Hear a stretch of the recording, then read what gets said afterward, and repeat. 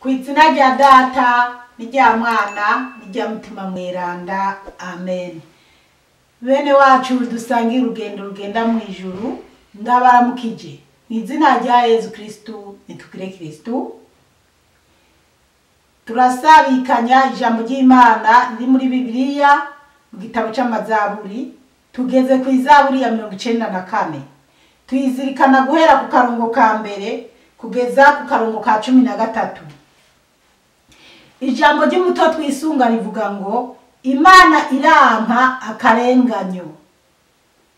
Mana wewe uhora abawe, Mukama Mana wewe uhora abawe nuseruke.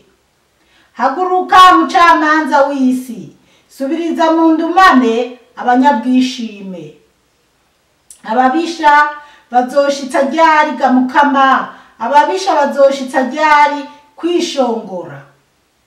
Barata amajambo bakavugana akagagazo, izo nkozi z'ikibi zose zikihayagiza. Zirasyokora igihugu cawe Mukama, zigacinyiza intoranwa yawe. Zirica umupfakazi n'umwatsi w'indaro, zikaniga imfuvyi. Zigaheza zikavuga ziti, Umukama nabibona, Imana ya Yakobo ntibica nikanda. Nimutegere mw'abantu b'ibijuri, mwabizeze mwe muzoca ubwenge ryari. Uwaremye ugutwi niwe atokumva, uwahinguye ijisho niwe atobona. Ukankamira amakungu yonanirwa no guhanura, kandi ari we yigisha umuntu ubumenyi. Umukama arazi ivyiyumviro vy'umuntu, arazi ko ari ubusa gusa. Arahiriwe umuntu ahanura Mukama mu kumwigisha ukoresheje amategeko yawe, kugira ngo abone gutekana mu misi y'amakuba, gushika umubisha yimbigwe icobo. Bene wacu muri Yezu Kristu, iri ni ijambo ry'Imana, dushimiye Imana. Haleluya, haleluya, haleluya, amen, amen. Bana b'Imana, tugeze abo twatanguranye igitabo cy'Amazaburi, tugeze ku Izaburi ya 94.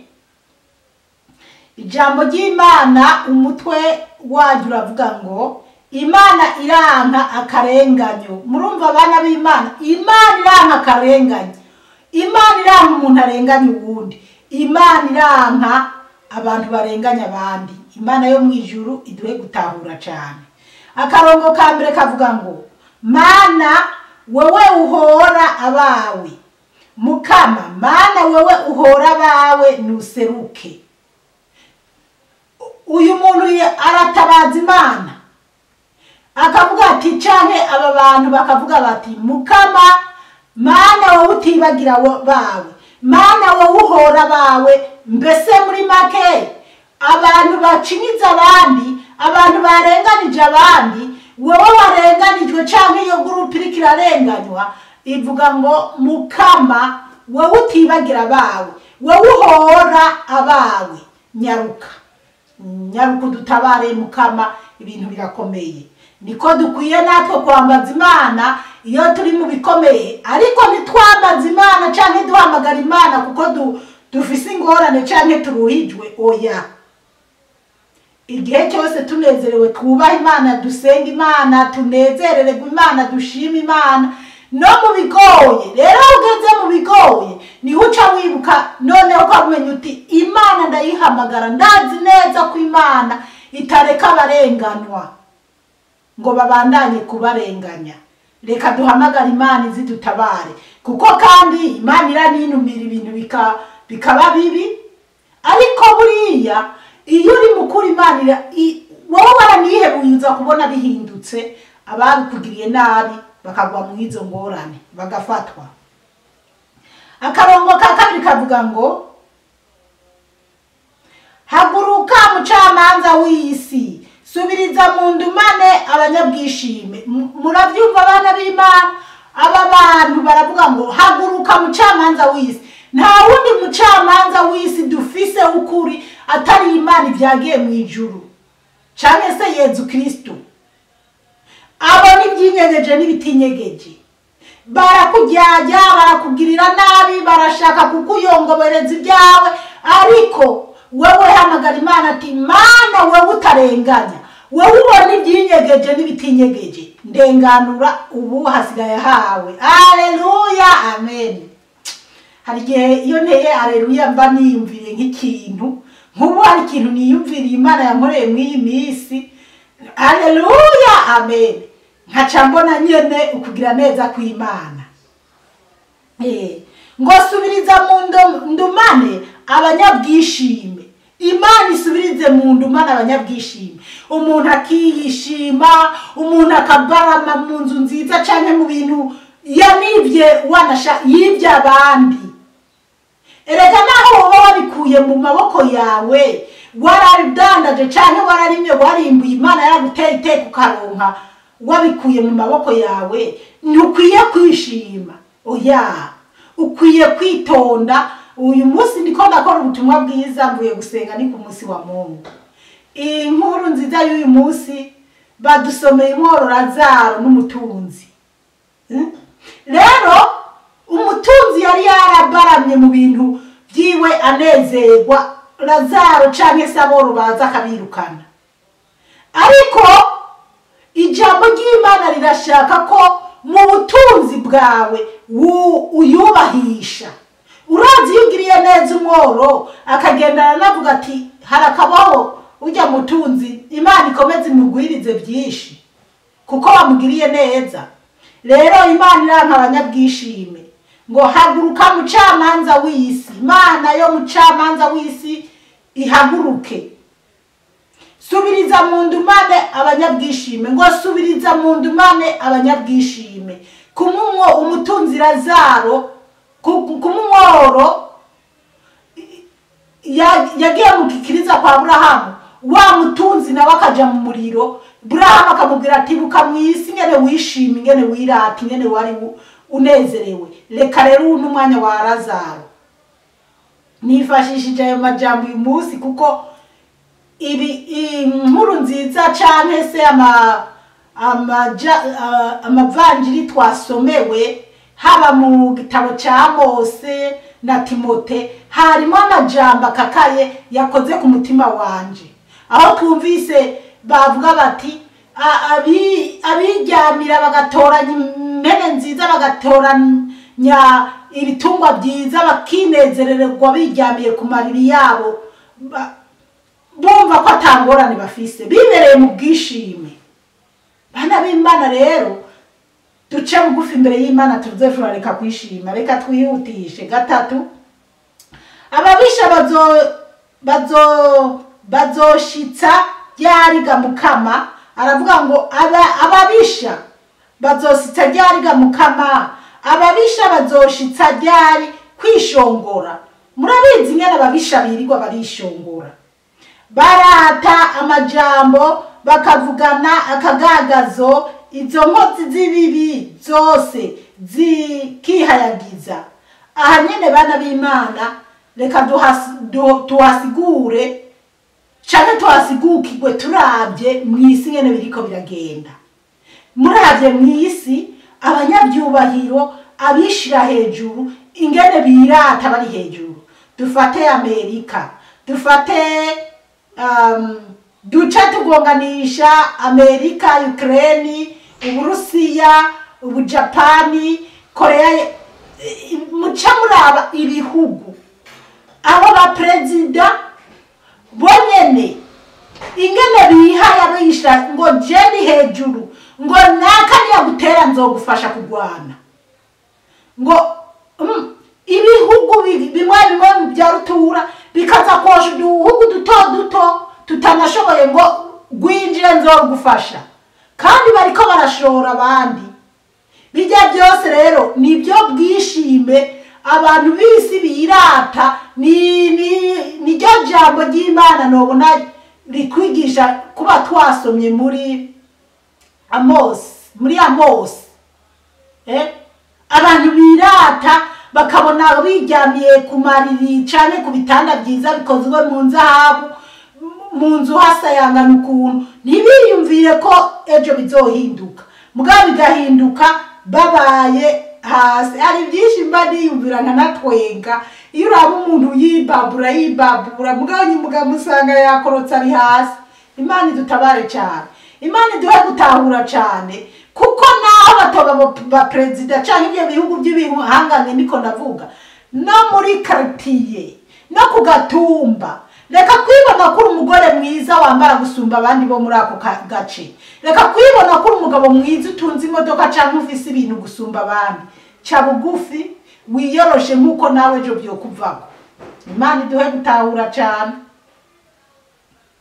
5 zirasyokora igihugu cawe mukama, zigacinyiza intoranwa yawe, ngo abo bishima basyokora igihugu cy'Imana, mbere bagacinyiza intoranwa y'Imana. Rero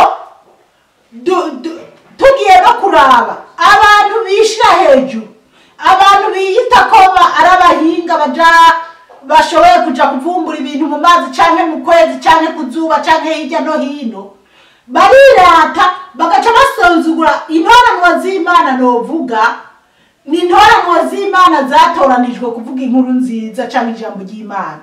Mugabo baba bariko baravuga ijambo ry'Imana bakababwira ziba sayasi kore, ziba mwebwe ntabyo mushoboye, basigura ijambo ry'Imana riri muri Bibiliya abandi bakaricurika.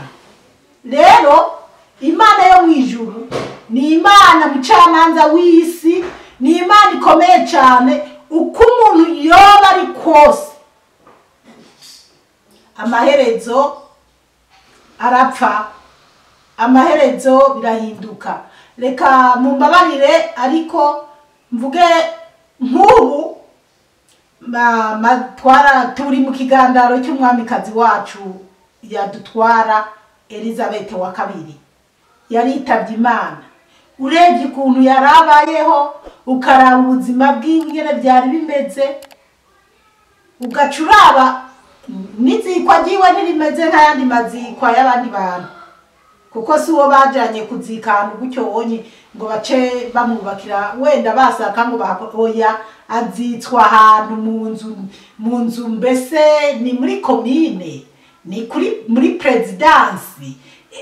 Baba we ni nabyo bintu bya mbere nabonye ntabwigere mbona ingene ibyo bintu byagenze n'ingene yazitswe.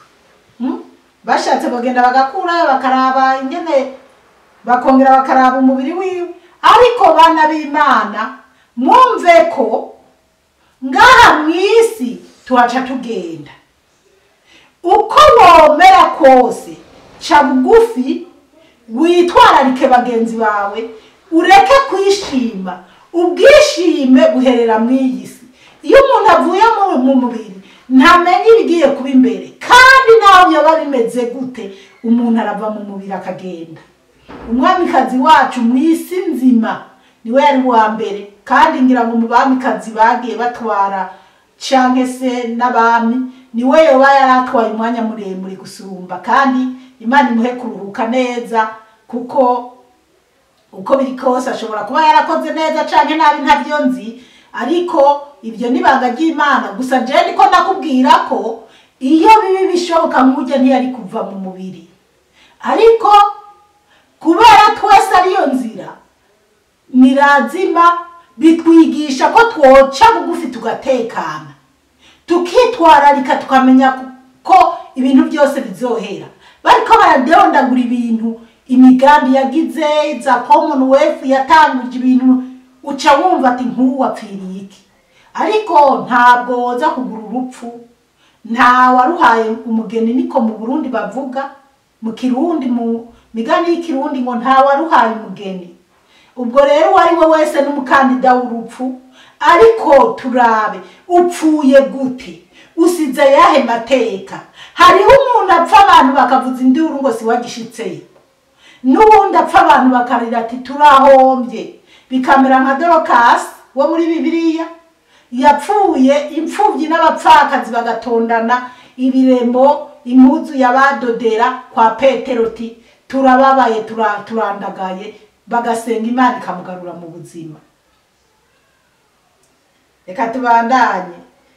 Twari kuri 6 zirica umupfakazi n'umwatsi w'indaro zikaniga imfubyi. Urumva ngo zitsa umupfakazi, umwatsi w'indaro ngo zikaniga imfubyi. Ibyo navyo mu Burundi wacu siho mutangura kubirabira. Haba no mu bihugu biteye imbere, bana b'Imana baba bari muri Australia canke za Canada no mu bindi bihugu biteye imbere. Iyo muri ko muraraba abantu b'inyambukira canke abanyafrika, burya ntimubona hari ikintu kirekire usanga hariho abantu bagomba kubabwuwa abandi no gucinyiza abandi no kuvuga n'aba bandi. Ariko twese nuko imbere y'Imana, Imana wewe uri kuracinyizwa, Imana iri kirabiraba kandi uri karagucinyiza ntibizijana. Imana izohaguruka yo mucamanza tabera. Indwi zigaheza zikavuga ziti umukama nabibona Imana ya Yakobo ntibicanikana, ngo bakiyumvira abantu bariko baracinyiza abandi bakibaza ngo Imana ya Yakobo, Imana ya Isirayeli ngo ntibibona, ariko Imana irikira bibona. Kandi twumve ngo Imana ya Yakobo, Imana ya Isirayeli, uwo Yakobo arakomeye. Hari igihugu cya Isirayeli kitiriwe Yakobo, ariyo Isirayeli, ariwe Yakobo, ariwe Isirayeli. Tukibaza rero ngo Imana ntibibona ntirikira biraba. Imana irabibona. Wacinyiza umuntu kungana iki? Wumve ariko bana b'Imana, njenda babazwa n'abantu bazuruma abandi mbona nkubone, ukamuzuruma miliyoni, ibihumbi 100, cyangwa umuzurumye itongo, umuzurumye ngo kura ngaho izi nzu z'abakene n'izihave niyubakireho byiza. Bana b'Imana, Imana irikiraraba kandi izohaguruka cyane, hari iyo bigeze irahaguruka kabiri barivuga. Nimutegere mwabantu b'ibijuju, ngo dutegere twebwe abantu b'ibijuju, mwabizezemwe muzoca ubwenge ryari. Haleluya, amen. Murumva iri jambo ryene twese rituraba. Uyu muntu aratubwira ati tegera mwabantu b'ibijuju, tegera mwebwe mwese mwijajaye mukibaza ngo bizoherera hamwe isi. Mwabizezemwe muzoca ubwenge ryari, ngo tuzoca ubwenge ryari. Duca ubwenge tumenya kwisirikira duhererako. Iyi Zaburi yabaye kera Yezu ataraza mu isi, ariko noneho yezaje yaduhaye byinshi gusumba, turuzura turamenya. None ubumenyi twahawe na Yezu Kristu bwuhiririra kuri aya mazaburi turiko turabukoresha gute? Turi benshi mu isi bariko barigira ikuzimu bishora kurondera amatungo, ariko se n'amatungo y'imyaka ingahe?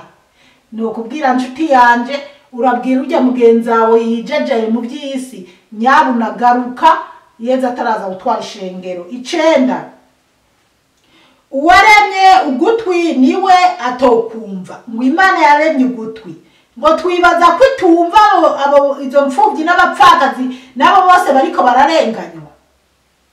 Uwahinguye ijisho niwe atobona, Imana yaremye amaso yacu, ngo niyo itobona ibiriko biraba mu isi. Imana idutabare cyane.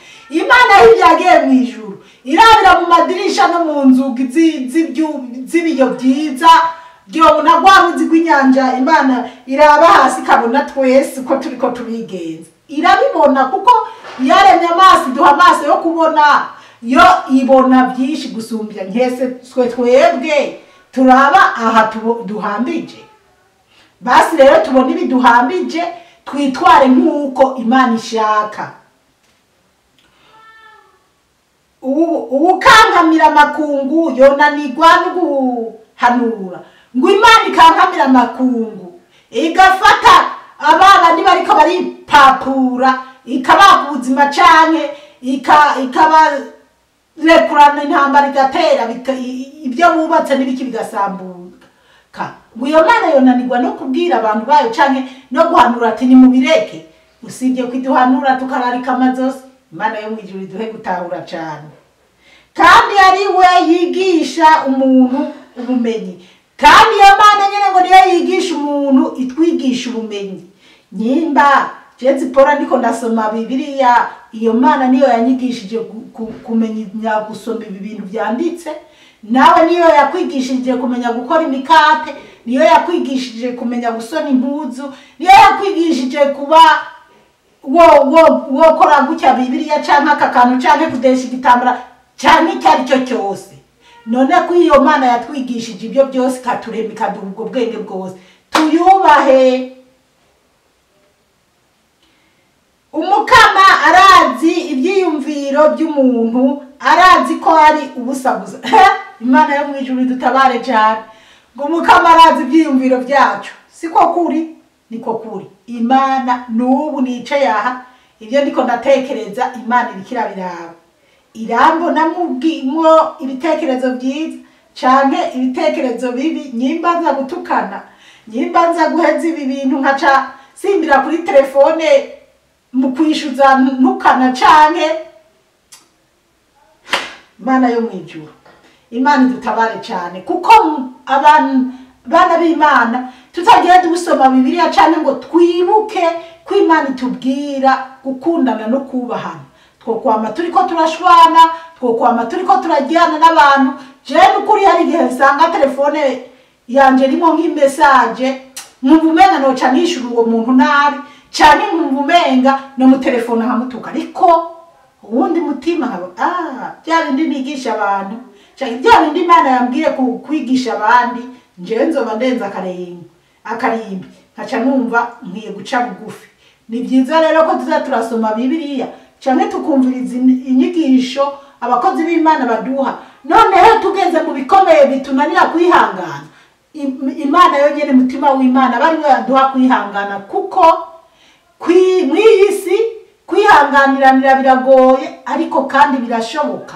Bivana nuko wowe wabyifashemo, wabisabye Imana kugira igusoboze kwicisha bugufi.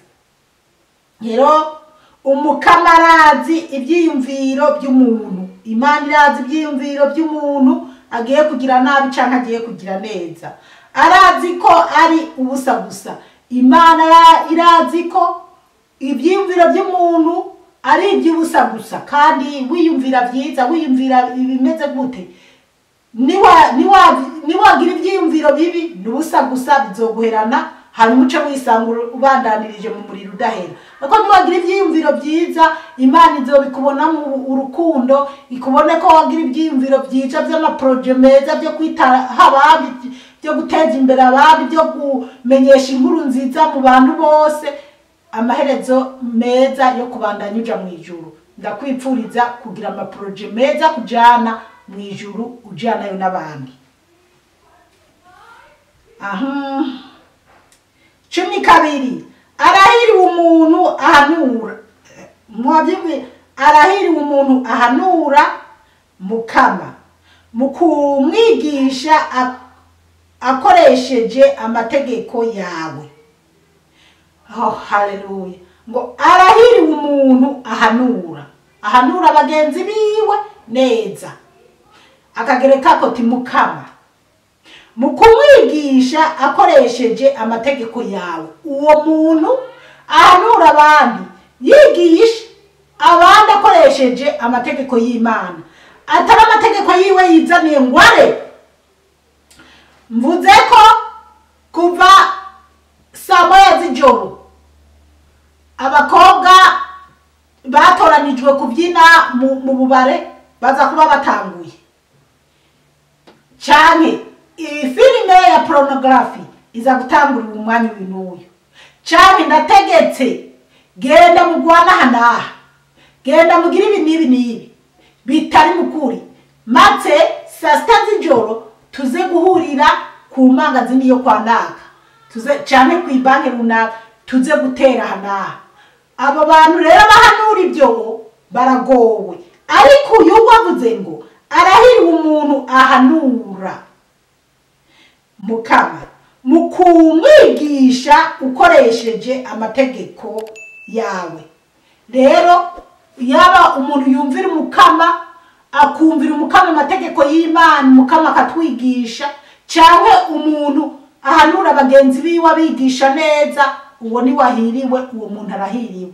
Ariko umuntu yigisha ibitari ibyo, iby'Imana idashaka, uwo aragowe.